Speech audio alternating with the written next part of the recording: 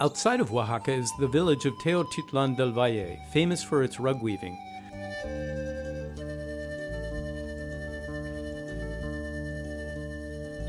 We had booked several rooms at La Cupola, a charming B&B run by Demetrio Bautista Lazo and his wife Maribel. It is painted in desert colors, serving up comfortable beds and a sumptuous breakfast every morning. Demetrio, a master rug weaver, is a bit of a celebrity in this area, charming everyone with a quick smile and an infectious laugh. I was curious about the fact that most of the villagers in Teotitlan were also rug weavers. I sat down with Demetrio to ask him a few questions. There's a tremendous history of crafts in Oaxaca. Why did Teotitlan become the center of rug weaving? I think people have the skill for it. They like it, because one of the things that about rug weaving is that you have to like it, otherwise, it just won't happen. Where did the traditional patterns come from in rug weaving? The traditional patterns come from the runes that we have around here, like mainly from Mitla, Teotitlan, and Monte Alban also. So you can see on the rug patterns there are a lot of diamonds and also key patterns. So mainly they come from Mitla. Your family have been rug weavers for several generations now. I'm the third generation, but I believe that my father's father Goes way back. It was way back to that far. Tell us about the process of rug weaving.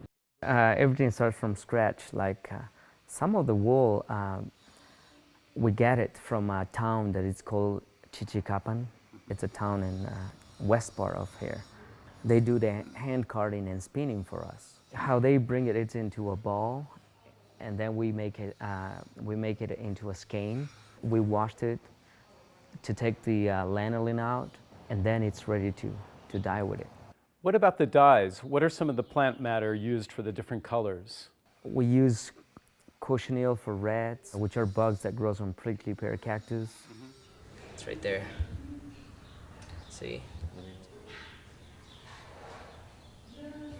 And also indigo. Indigo and cochineal are the two most important colors, and the most expensive also. And it's really interesting because when we dye with it, it's not a blue color, it's actually yellow-green color. And then when we dip the skein into dye bath, it still looks like a green color. But then when we take it out and the air touches it, the air oxidizes it and change it into a beautiful blue color. It's like magic. Yeah. Once you finish dyeing the wool, do you have to draw a pattern for the finished rug? You don't know what pattern it's going to be when you're making the colors. After you dye with it, and then you decide about the design now. So you don't know the pattern when you start, you just see where it goes? Exactly. Wow. That must take a lot of thought while you're doing it, because it's somewhat of a risk because you don't really know how the pattern's going to end up. First I do my sketch, my drawings.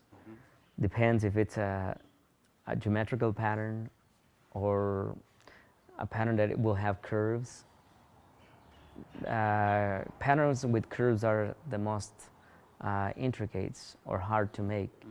So how do the patterns of the rugs represent the people of Oaxaca? It does represent the whole state, because you can see into the crafts. It will be the same motif as we're using on the rugs and as it's used on the pottery, and even the food. It's what represent all the soul of Oaxaca. And when people from other countries come to Oaxaca, they love it, because Oaxaca, it's a real part of Mexico. It must be satisfying when someone buys one of your rugs and you know that it's a part of you. A lady from LA came here to visit, and she said, "That's exactly what I want." And it was not even finished. She wrote me a check, and I said, "I don't know, this rug, I want to keep it, but at the same time, I need the money." So what you gonna do there? You can't refuse. You can't refuse. So they said, "Oh, you can always make another one. You don't have the time. We don't even have vacations." No? No. To me, every day's a vacation.